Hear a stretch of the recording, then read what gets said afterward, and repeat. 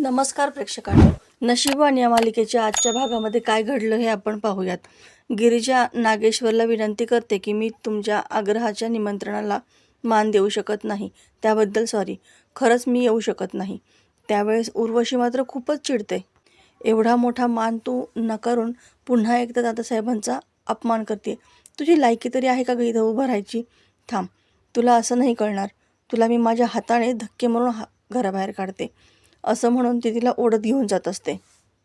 नागेश्वर उर्वशीला थांबवतो आणि गिरिजासुद्धा उर्वशीला सांगते की हाऊस नाही आहे मला इथं थांबायची, जाणारच आहे मी, आणि तुम्ही धक्के मारून बाहेर काढायची सुद्धा काही गरज नाही आहे.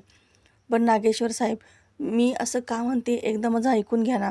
माझ्या घरी माझा भाऊ आहे, तो खूप लहान आहे, आणि माझे वडील आहेत, ते आजारी असतात.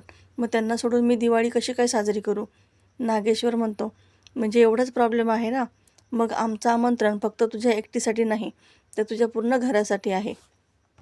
हे ऐकल्यानंतर गावकऱ्यांना तर खूप आनंद होतो. नागेश्वर साहेबांचं खरंच खूप मन मोठं आहे असं म्हणून ते टाळ्या वाजवतात. गिरिजालाही खूप आनंद होतो. असं जर असेल ना तर मग मी नक्की येईल, असं ती सांगते आणि तिथून निघून जाते. मात्र उर्वशीला या सगळ्याचा खूप राग आलेला असतो. आता इकडे गिरिजा विचार करत असते, तिच्या बाबांची वाट बघत असते, आणि दत्तू नेहमीप्रमाणे ड्रिंक करून घरी येतो. गिरिजा त्यांना म्हणते की तुम्हाला माहिती आहे तरी आहे का की काय झालं आहे? तुमच्या त्या 100 रुपयाच्या दारूमुळे आपल्या लाख मोलाच्या मोनूचा जीव गेला असता हो. पण दत्तू तिचं काहीही न ऐकता तिच्यावरतीच उलटतो. तू काय करत होतीस? कोणत्या मुलाच्या बाई करून हिंडत होतीस? हे सगळं मला माहिती आहे. कोण होता तो मुलगा? तेव्हा गिरिजाला आठवतं की ती रुद्रबरोबर हॉस्पिटलला गेली होती. आता दत्तू जे काही बोलत असतो ते मात्र कुशलने त्याला सांगितलेलं असतं, म्हणून तो बोलत असतो. दत्तू गिरिजाला म्हणतो की तुझ्यामुळं मला गावात तोंड दाखवायची सुद्धा लाज वाटते. तोंड काळं केलंयस तू, आणि असं म्हणून तिच्यावरती हात उगारतो.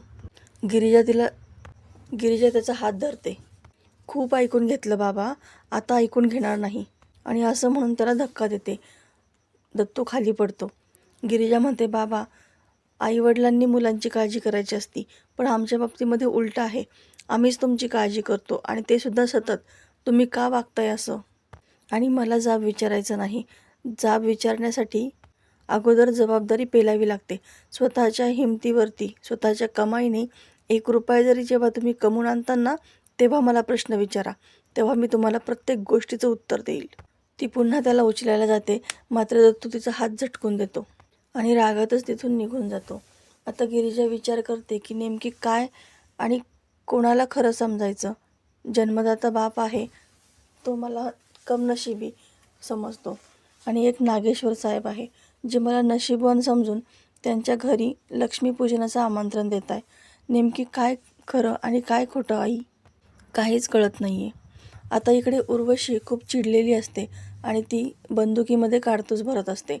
नागेश्वर तिथं येतो आणि म्हणतो, काय दीदी, काय चाललं आहे? अहो, प्राण्यांच्या शिकारीवरती बंदी घातली सरकारने, तुम्ही कुणाची शिकार करायला चाललात? तेव्हा उर्वशी म्हणते, प्राण्यांच्या शिकारीवरती बंदी आहे, माणसांच्या नाही, असं म्हणून त्याच्यावरतीच बंदूक उगारते. ही घ्या बंदूक, आणि एकदाचा जीव तरी घ्या ना माझा. त्या गिरिजाने माझा इतका अपमान केला तरीसुद्धा तुम्ही तिचीच बाजू घेतली, आणि तिलाच आता लक्ष्मीपूजनासाठी इथं घरी बोलवताय. हे एवढं सगळं पाहण्यापेक्षा मला मारूनच टाका ना. मी आजपर्यंत स्वतःपेक्षा जास्त तुमच्यावरती जीव लावते, आणि तुम्ही माझ्या अपमानाचा असा बदला घेताय का? नागेश्वर म्हणतो, एवढंच आहे का दीदी? अहो, पण मी हे का करतो हे तुम्हाला माहीत नाही आहे. त्या दिवशी जेव्हा तुम्ही त्या गिरिजाला नाणं देऊन आलात ना, त्याच दिवशी मी त्या गुरुजींचा नरडं धरलं, आणि त्याला तेव्हाचा प्रसंग आठवतो, जेव्हा नागेश्वरनी गुरुजीचं नरडं धरलेलं असतं आणि त्याला विचारतो की नेमकी का बरं असं होते माझ्या बाबतीमध्ये. तेव्हा गुरुजी सांगतात, अहो, तुम्ही माझा गळा सोडलात तर मी बोलेल ना. कितीही झालं, कितीही सांगितलं तरीसुद्धा उर्वशीताईंकडून ते नाणं त्या मुलीला गेलं. त्यानंतर पाणीसुद्धा गढूळ झालं. म्हणजेच काय, जे ग्रह तुमच्या पत्रिकेमध्ये चुकीची दिशा दाखवतात, तेच ग्रह त्या मुलीच्या पत्रिकेमध्ये चांगली दिशा दाखवतात. म्हणजे जेव्हा जेव्हा तुमचं काही वाईट होतंय तेव्हा तेव्हा त्या मुलीचं चांगलं होतंय. तेव्हा कुठे नागेश्वरला त्या गुरुजींचं म्हणणं पडतं. गुरुजी सांगतात की त्या मुलीची पत्रिका पाहून मी सांगू शकतो की ती मुलगी नेमकी नशिबवान आहे की नाही. यासाठी मी हे सगळं केलं, असं तो उर्वशीला सांगतो. तेव्हा उर्वशी म्हणते, असं असेल आणि खरंच जर ती मुलगी नशिबवान निघाली तर मग आपण काय करायचं? तेव्हा नागेश्वर म्हणतो, आपण तिचं नशीब चोरायचं. म्हणजे बघा, जेव्हा जेव्हा आपल्याला संकट आले ना, तेव्हा तेव्हा त्या मुलीचं भलं झालं आहे. आणि म्हणजेच तिचं जर काही वाईट झालं तर नक्कीच आपलं भलं होईल. म्हणूनच मी तिला लक्ष्मीपूजनाला घरी बोलवलं आहे. गुरुजीसुद्धा त्या दिवशी येणार आहेत. मग तेच तिची पत्रिका पाहतील आणि सांगतील आपल्याला काय ते. आणि एकदा का आपल्याला कळलं की ही ती नशीबवान आहे, मग त्या मुलीचं काय करायचं ते तुमचं तुम्ही बघा. आता दुसऱ्या दिवशी सकाळी गिरिजा जेव्हा तिचं कामावरत असते, तेव्हा तिचा पाय सरकतो आणि ती खाली पडणार तितक्यात रुद्र तिला झेलतो. रुद्र तिच्याकडे एकटक पाहतच राहतो आणि गिरिजासुद्धा शॉक झालेली असते. ती विचारते की तुम्ही इथं काय करताय? रुद्र म्हणतो, काही नाही, तुम्हाला झेलायला आलो होतो. तुम्ही आयुष्यभर असंच पडत राहा, मी असंच तुम्हाला झेलत राहीन. गिरिजा म्हणते, अहो मला खाली तर सोडा अगोदर, आणि तुम्ही इथं कशाला आलात? तुम्ही जा बरं. रुद्र म्हणतो, शी, अहो मी तुमच्या घरी आलो आहे आणि तुम्ही मला डायरेक्ट जा म्हणताय. मला तर वाटलं होतं की तुम्ही मला घरी बोलवताल. गिरिजा सांगते की काल बाबांनी पाहिलं आपल्या दोघांना बाईकवरून जाताना, त्याच्यामुळे ते खूप चिडलेत. रुद्र म्हणतो, मग मी बोलतो त्यांच्याशी, त्यांना समजावतो, मी सांगितल्यानंतर ते बरोबर ऐकतील. गिरिजा म्हणते की नाही, तुम्ही आत्ता काहीच बोलू नका, तुम्ही जा आता इथून. तेव्हा रुद्राचा नाईलाज होतो. तो पुन्हा विचारतो, पण तुम्ही आमच्या घरी याल ना? म्हणजे आईसाहेबांच्या पायाला पट्टी करायची आहे, येताल ना? तेव्हा गिरिजा म्हणते की हो. रुद्र म्हणतो, मग तिथंच भेटू आपण. गिरिजाला काही तिच्या बोलण्याचा अंदाज लागत नाही. ती घाईघाईच त्याला जायला सांगते.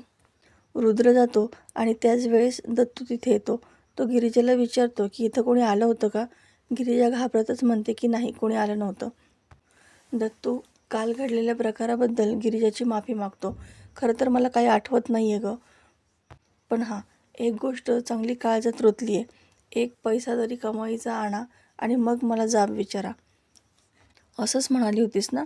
आता मी खरंच कमाई करून घरामध्ये पैसा आणेल, असं दत्तू बोलतो आणि तिथून निघून जातो. आता इकडे रुद्र एका रिक्षा ड्रायव्हरला घेऊन घरी आलेला असतो. तो उर्वशी आणि नागेश्वर दोघांनाही आवाज देतो. सगळेजण तिथे जमा होतात. नागेश्वर म्हणतो, चिरंजीव काय झालं एवढं ओरडायला? तेव्हा रुद्र म्हणतो, आत्या मी तुला म्हटलं होतं ना, मी प्रभास काकाला शोधून आणेल म्हणून. हे बघ, मला एक खूप मोठा क्लू सापडला आहे. हे रिक्षावाले काका आहेत. यांच्याकडे चौकशी केल्यानंतर कळलं की प्रभास काकांना एका मुलीने वाचवलं आणि त्यांनी एका ठिकाणी त्यांना सोडलं. तेव्हा नागेश्वर विचारतो की कुठं सोडलं तुम्ही यांना? तेव्हा तो व्यक्ती सांगतो की सिटी हॉस्पिटलमध्ये सोडलं. आता रुद्रने नकळतपणे प्रभासचा आणि गिरिजाचा दोघांचाही जीव धोक्यात टाकलेला असतो. तर प्रेक्षकांनो, येणाऱ्या भागामध्ये पाहायला मिळणार आहे आपल्याला की हे सगळं बोलणं वासंती ऐकते आणि ती घाईघाई त्याच नंबरवरती म्हणजे गिरिजाला फोन करून सांगते की तुम्ही ज्या व्यक्तीला हॉस्पिटलमध्ये ॲडमिट केलं ना, त्यांना प्लीज जाऊन सांगा ना, त्यांच्या जीवाला धोका आहे आणि त्याबरोबर तुमच्याही जीवाला धोका आहे. आता इकडे नागेश्वर म्हणतो की सिटी हॉस्पिटलमध्ये जाऊन चौकशी करा आणि त्या ठिकाणी ज्या मुलीने त्याला आणलं ना, त्या मुलीला आणि त्या प्रभासला दोघांनाही मारून टाका. सगळेजण हॉस्पिटलमध्ये आलेले असतात. त्यावेळेस त्यांच्याही आधी गिरिजा त्या ठिकाणी पोहोचते आणि प्रभासला गुपचूप तिथून बाहेर काढते. तर प्रेक्षकांनो, येणारे भाग अतिशय रंजक आपल्याला पाहायला मिळणार आहेत. अशाच नवनवीन व्हिडिओ अपडेटसाठी चॅनलला सबस्क्राईब करा. नोटिफिकेशनसाठी बेल आयकॉन अवश्य दाबा. व्हिडिओ पाहिल्याबद्दल धन्यवाद.